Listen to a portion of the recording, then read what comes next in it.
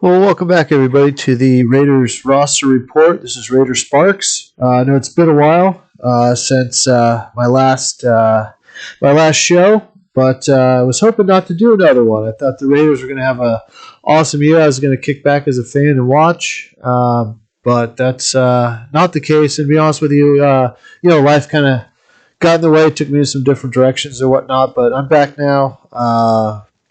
And unfortunately, got to make a video after this horrendous season, but after this terrible Chiefs loss. Obviously, been listened to all the Raiders YouTubers, and man, it's ugly out there for Raiders fans, and tough to be a fan right now of this team. But I don't think all is lost. There's hope, and I really wanted to focus on Mike Mayock on my episode today because I really think it starts with him. I mean, obviously it starts with Mark Davis as the owner, but hopefully Mike Mayock will take the lead, and I'm sure he probably already has. And if I were the GM, kind of how looking at it that way, which obviously would never happen. I'm nowhere near that level or whatnot, but this is somewhat therapy for me to get this off my chest, anyways. Hopefully Mike Mayock has had these conversations. I'm sure the writing's already on the wall. I'm sure he already knows what he's doing. But hopefully when something like this, because I want to see Mayock in complete control. I've heard the rumors about Mark Davis bringing in a committee to select the next coach and how Mark Davis is going to decide on the quarterback and all these other things. But in reality, I don't think that's going to work. I mean, if you bring in a committee, you're going to bring in people that you know. Maybe they'll tell you what you want to hear, or they're going to tell you things from the past that have worked, and that's not what we need. We need a future. We don't need to go back to the 70s and 80s football ideas and the structure and all that. We need one vision, one voice for the organization, and that vision should be Mike Mayock. He's had 3 drafts now, and players he's drafted, I'm sure he's had a vision for how they were going to play. He's able to evaluate most of them, how they've played, if he wants to keep them or not, but also how they should be playing, how they should be fit in his system, the type of coaches he should be looking for to implement that system. So, I really hope that Mayock, and, if I was a general manager, I'd be doing the same thing. It's my vision. I've drafted these players. I've recruited these free agents. And really, my goal, and I'm sure it's Mark Davis's goal, to be in the Super Bowl in 2024, since it's now going to be in Vegas. I mean, what owner doesn't want their team to play in their home stadium in that Super Bowl? So I don't think this team is ready for a complete rebuild. I know a lot of people do say that. I don't.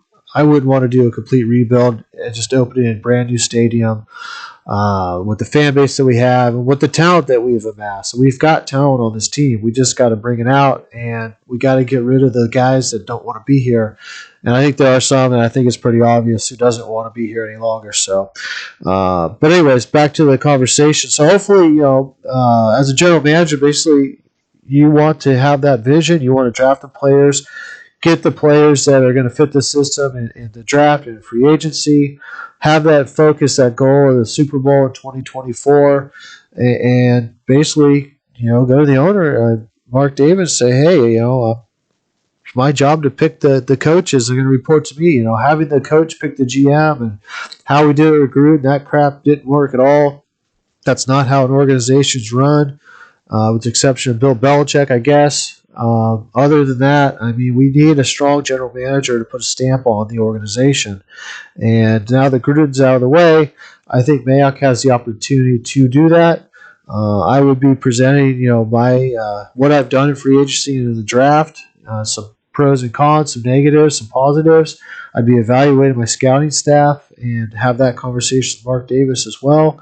And I'll probably do a video on the draft itself and how we did, kind of just recapping it, not to rehash it because there's nothing you can do about it now, but just kind of see how we did, take a look at that. But that's something that you should be presenting to the owner and kind of your own report card.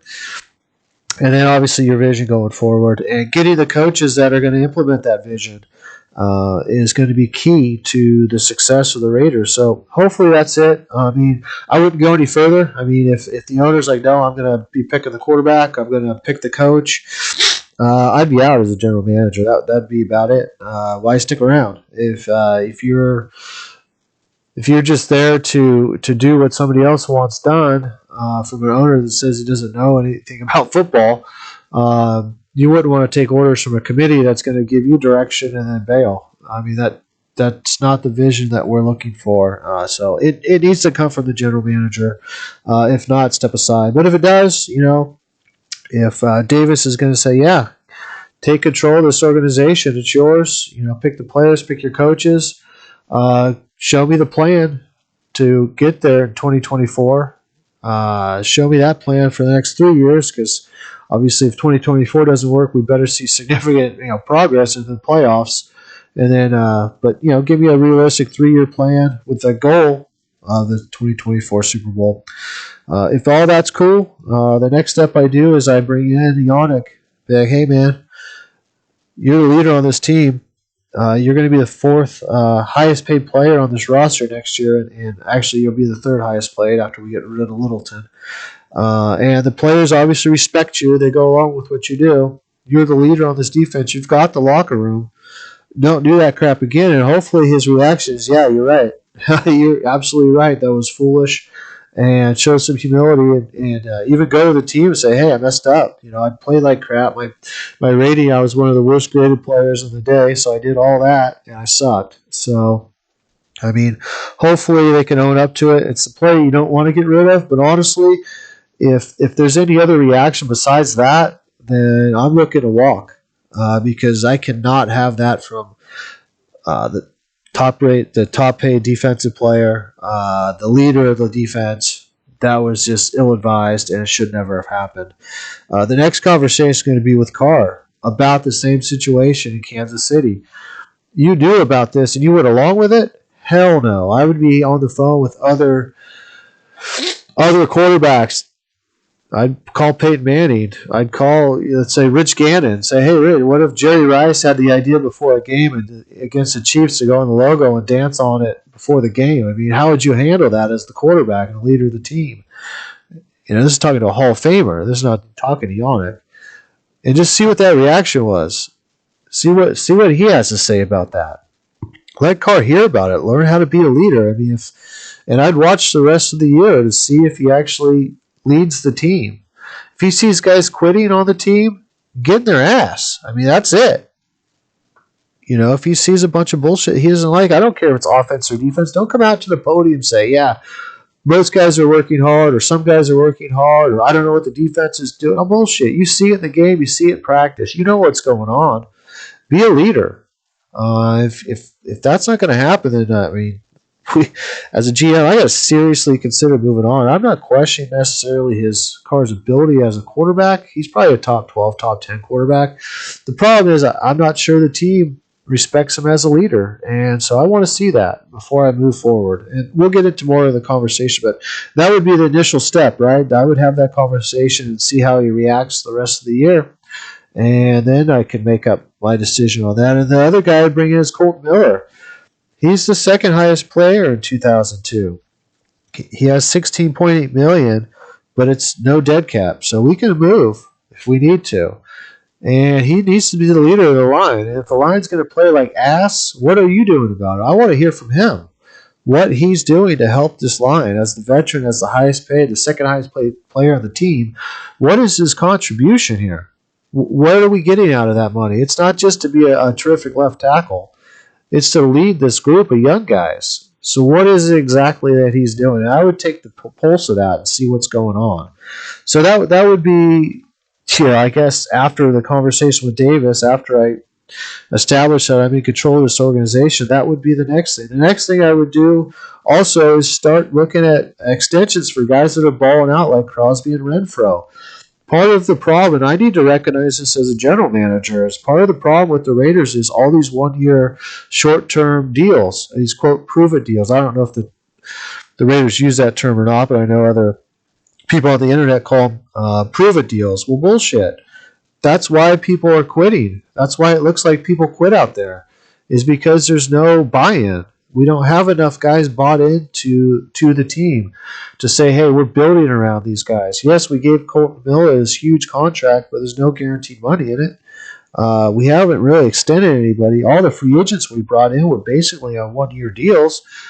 We essentially have no D tackles next year. So, I mean, we need to show some commitment to some guys so there's some buy-in. There's some longevity here that we can get. And I think the players feed off of that too. You know, if they look around and see it going south and look around, everybody's on a 1-year deal, they're like, hell, screw this. So if we have a plan for 2024, you know, it starts now. And we need to start talking to some of these players that we want to keep around for the longer term to be part of that, and start getting them some money even next year. Their contracts are on the rookie deals. Let's get them some money and get them some buy-in, and get some more leadership. That's what it's going to take to get leadership on this team is the right veterans. So Yannick, Carr, Colt, these guys need to step up their leadership role.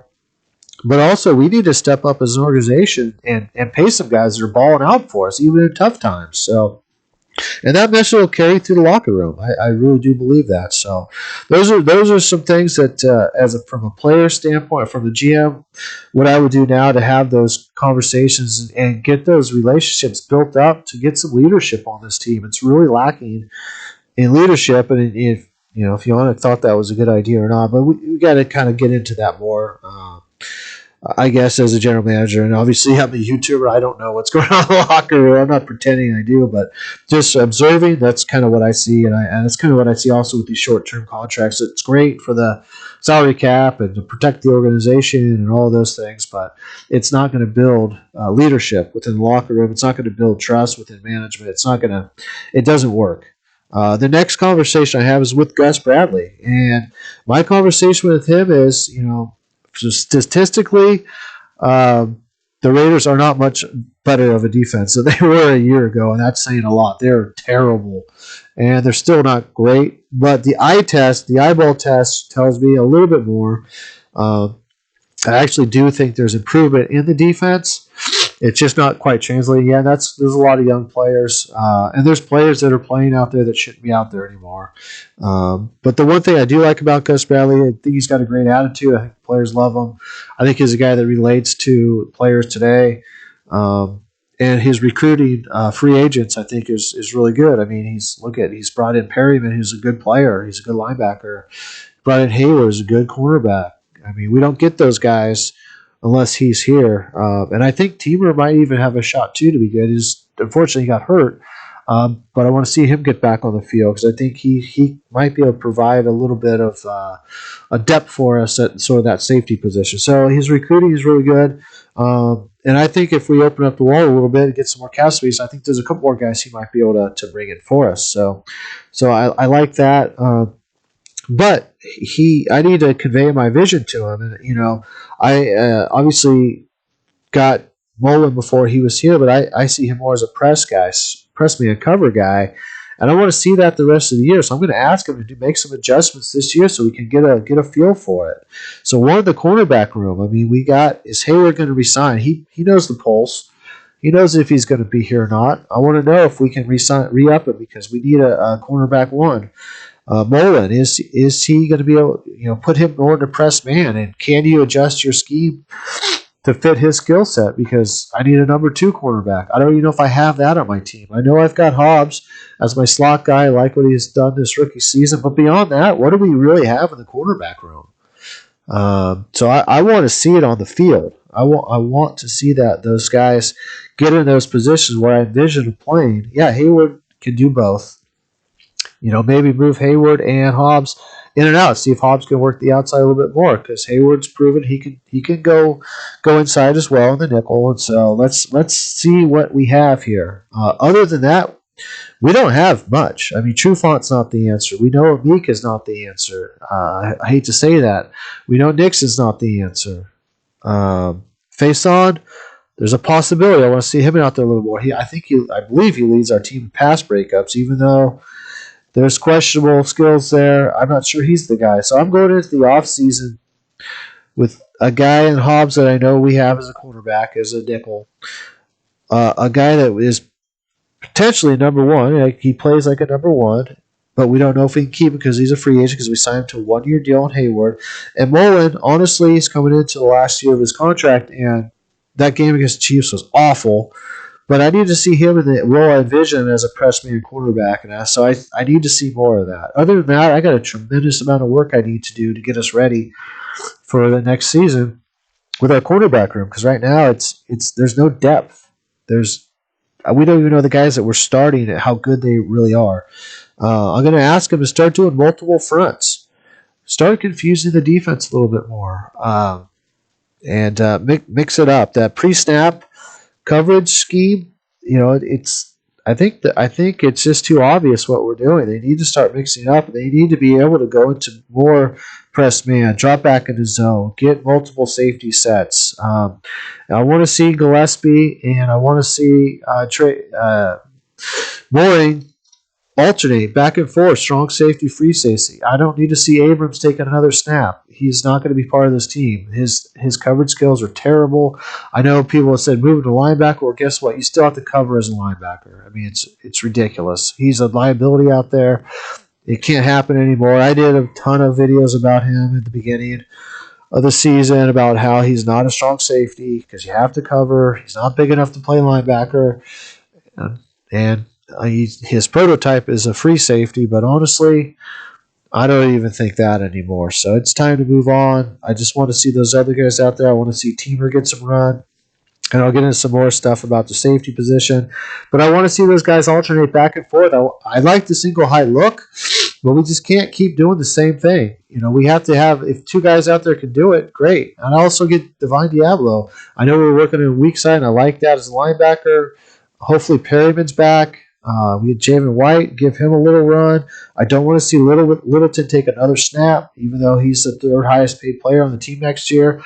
I don't see him being on this team. Honestly, that guy is – I have been on his corner for a while, but that play in the second quarter, the Chiefs' third touchdown, the running back just ran it in. That was his play all day. That's 80 linebackers' play all day, and he just whiffed. It was embarrassing. And that summed up his Raiders career for me. That was enough. But that's it. That was a joke. And so the problem I'm having with the Raiders linebacker core is we need, if we're going to have Perryman, if we're going to have a traditional inside linebacker, we did this before with free agency. We got Littleton as the weak side linebacker, the coverage linebacker, and Kowalski as the typical middle linebacker. We did the same thing with Littleton and Perryman, and now Diablo and Perryman. It's more scheme than anything. So if you're going to go with a guy that is not if you're going to go with linebackers that can't do both cover and play the actual linebacker position, meaning stop the run, fill the gaps, rush the quarterback, those types of things, and you're going to go with one guy that does that and one guy that covers, you can't have a scheme where Perryman or Kowalski have to carry guys down the field 20-plus yards all game long. That's a terrible scheme. So that needs to be corrected, or we need to get linebackers that can do both. I was pounding the table last year for different linebackers that can do both. Obviously, we went a different direction, which is fine. Diablo looks like he's going to be a good player. I'm not saying he can't do both. He might be able to. Right now, for the eyeball test, he's struggling in coverage. He's doing all right at that weak side linebacker spot. But that means, we got work to do at the linebacker spot, but there's hope, right? We see some hope. I just want to see it more. I either want to see a scheme where Diablo's in coverage most often and our middle linebacker. I don't even know if Perryman can play this week or next or whatever. But let's get Perryman out there. Obviously, we have KJ Wright to still fill in. He's not part of the plan next year, but we need help. And let's get Jamin White up and give him some run to see what we got. He's been on our practice squad now for a couple of years. He's been up and down. We either need to say, yeah, he's an NFL player, or no, he's not an NFL player, and then move on from him if he is not. Let's just see. But we don't need to see Littleton out there anymore. We don't need to see Abrams out there anymore. And so, yeah, that's what we need to do on the defensive end. And basically, I say, hey, as far as the team goes for the 2022 season, I want Yannick to be part of it. Obviously, Crosby, we're talking possible extension. Kuntz, he's starting to produce. That's 3 edges. Those 3 edges is what you're getting, unless the conversation goes side with Yannick, then there's a different thing altogether. But hopefully it's those 3 guys, and then in free agency and draft, I'm going to get 1.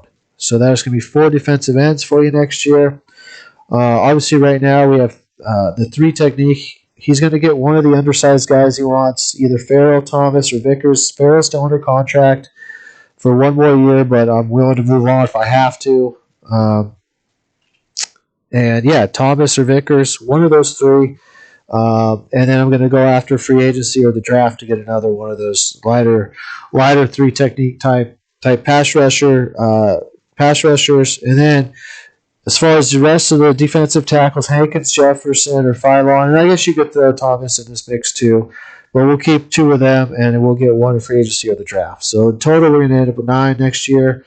And I want guys to could play. So make that evaluation now at the end of the year. You tell me which guys, which 3 technique, or which other 2 defensive tackles we want, and we're going to move on from the rest of the guys. And we're going to sign them for more than 1 year. We're going to look to get at least a 2 or 3 year commitment to show that we're committed to this plan and make it happen. On the offensive side of the ball, Illuminor or Barton, one of those 2's got to come in and play tackle. Let's see what we have. Parker can't play anymore. I mean, that's embarrassing. And then, it's Regis time. Jacobs, great, but we're going to start giving Regis more series, more touches, and we're going to see what we have in him. And it's Bushman time as well. We need to see if he can play tight end because I'm not sold on our tight end position. In free agency, there's going to be a lot that happens in free agency. If we go strong and heavy after receivers, we may not need Waller. If you look at some of the best teams, Waller was listed as a receiver last week, and that's truly what he is. He's not a blocker. Foster Moreau, I was hoping he'd be that all-around tight end, that blocker that produce in the run game. And the Chiefs game was bad for him. I'm not writing him off, but we need a couple guys that can do that. I want to see what Bushman can do. I don't think Bauer's the guy or some of these other guys we have as tight ends. So I want to know what we have. So I want to have that type of offense where we can have our tight ends actually block in the run game so we can open up our running game with those extra blockers. That's what we're missing. We don't have that right now. It's putting such a stress on our line. I'm saying our line's good or anything else. Our 3 young guys in the middle of the line, they have a tackle that's terrible on Parker, and then Colt Miller, I don't know if he's coming through with the leadership and everything else. So we have to figure that shit out, honestly. And so we need to know who we got going into next year. So I know what holes to fill. I know who to draft. I know who to target free agency. I want to start building and getting guys now. So it's less free agents and less draft picks I need to focus on. I can solidify some of these positions. So those are some things right now that we can do as a GM. So have that conversation, get the buy-in of Mark Davis that you're the man, it's your vision, you're going to get the coaches, you're going to staff, you're going to have those discussions with Gus Bradley now, you want him back, you just have a couple changes you want made, you want to see a couple things on the field throughout the next 4 games to see what we actually have. You've already identified guys that you're not bringing back. You're going to take a financial hit if you could trade them to save a little bit. Cool. If not, you got to move on from a couple of these guys. It's embarrassing the way they're playing, and it's not going to work well for the organization. So, and we need to identify those guys now who we can extend to send that message in the locker room that we're willing to commit to some of these guys. With that being said, the other part of the plan would be to start looking at other teams' practice squads. You kind of see it already started with some of the other teams. But there's definitely some guys out there that I would start bringing in now as possibilities. One, I'd bring in, and again, it's hard to see who's protected on the practice squads. There's some lists out there, but they're not really updated, so it kind of changes week to week. But nonetheless, a few guys that I highlighted here that I kind of had some hopes for. Thomas Graham out of Oregon. He's projected as a slot receiver. I want to see what he can do on the outside. I'd bring him in.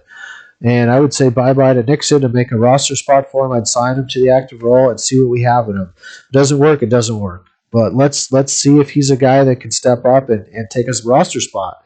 He is a good player, and let's see what happens. Spencer Brown, a UAB running back. I'd bring him in, and Richard would be off the roster. Done with him. He hasn't done damn thing since he's been here. I have no idea why he's been on the team for this long. But bring him in. Let's see what we have. Obviously, we're going to be trying out Regis. Let's bring in Spencer Brown. No problem. Ernest Brown, defensive end out of Northwestern for the Rams. He's buried on that depth chart. I want to see what he could do. He could be an undersized D tackle or defensive end. But let's bring him in. We can make room for him, get rid of Nassib, get him on the active roster. Let's do it now. Let's see what we have. The Rams' defensive line is strong. He might be buried on that depth chart just because of how good that defensive line is. Let's see what they have there. Let's bring him in now and see what he's got. From the receiving standpoint, we can let Zay Jones go. Done. We don't need him anymore. Let's bring in Cade Johnson to see what he can do and see what we got there. I want to get rid of Zay Jones because he's not part of the future. Brian Edwards should be on every snap. We should be forcing the ball to him, see if he can win the 50-50 balls. But let's bring Cade Johnson in out of South Dakota State. If he's ass, he's ass. Who cares? Let's try it. We have to make these moves now. Seattle's got him. I don't know if he's protected, but let's do it. Greg Elan, offensive tackle at Mississippi State. He's with Seattle right now. He was profiled. I had him on my list as potential guys that would fit the mold. Let's bring him in and see what he's got. There's guys on our team that we can cut now, Brandon Parker being one of them. Or if you don't like Barton, get rid of his ass. Bring Elan on and see if he can play. If he doesn't, cut him the very next week. We need to find out. Unfortunately, Javen Hawkins got called up for the Rams. He's a running back. He's third down. I liked him as a third down back out of Louisville, but they just promoted him. But I'd keep an eye on him. If they put him back on the practice squad, I'd grab him. Marvin Wilson, defensive tackle. He's got baggage. I know he's at FSU. He's with the Eagles. I don't know if he's protected or not, but bring him in. Let's see if he can play. Some more offensive tackles. Drew Himmelman out of Illinois State for the Broncos. Carson Green, offensive tackle, Texas A&M out of Texas. All of those guys, bring them in and see if they can do. One at a time. If one's asked, get rid of them, bring the next guy in. We have 4 weeks left to figure it out. The best thing is if you see a talent, you have them the rest of the offseason. If you sign them down to the active squad, so do it. Let's get them in. Be aggressive. Larnell Coleman's another guy to UMass. He's on the reserve list for the Dolphins, but he's another guy that profiled as a potential, guy that with the long arms, length, all those things that we like from our offensive tackles. Bring him in. And these are just, I know there's a lot, but there's other guys out there. Sean Davis, strong safety in Florida with Green Bay right now. He's out of Florida. Tremendous gifted athlete. Plays both safety positions. Profiles as a single high guy. Can do multiple positions. Bring him in. Get Levitt the hell off the team. Or Tyler Coyle, the Cowboys. Same thing. Bring him in. There's guys that we can move off this team to make room for these guys to come in and see if they can produce. Tyler Coyle, he tremendous athlete. Crazy. Bring him in, see what he can do. Maybe he can fill that role. Maybe he can fill a role for us as depth. I don't know, but these guys need to be in the building now. As soon as we can get them, or one at a time, we bring one in, they're asked, so what? Jared Dokes, a running back out of Cincinnati, he's with Miami. Bring him in. Tight end, Tony Poison out of Virginia, tight end. He's with Baltimore. Big time receiver, a big time end zone threat. He needed to work on his blocking skills. Let's see what Baltimore's done with him. We already poached one. In Waller, but let's see what we got there. Cornell Powell, receiver out of Clemson, possession type receiver. If Edwards isn't getting it done, maybe he will. He's with the Chiefs. He's buried on that depth chart. They've got a lot of talent at receiver. There's a reason why he's probably buried. Let's get him. And if Brian Edwards can't figure out how to do it, put him in there and see if he can. Elijah Sullivan, linebacker for the Chiefs out of Kansas State. Let's see what he's got. We need linebackers. Shit, all of our linebackers are hurt or they're not doing well. Littleton's terrible. Bring him in. He's probably buried on that same. He's probably buried in the depth chart. And then Jacoby Stevens. Bring him in out of LSU from Philly. I mean, he's going to be maybe back up Divine Diablo. Maybe take over the strong safety spot. Maybe a depth piece. There's a list of guys out there that we can get right now, unless they're protected. And I don't know if all of them are. You're not going to bring them all in anyways. You're going to bring in week over week and see what you got. But those are the guys that would be targeted, the positions that would be targeted. So I don't have to do as much work in free agency and everything else and in the draft. So it starts now with Mayock. This stuff needs to happen. Everything I just outlined, hopefully, it's already happened, already started begin. But if I was a GM, these are the positions I'd be taking. These are the things I'd be doing to get the Raiders back. To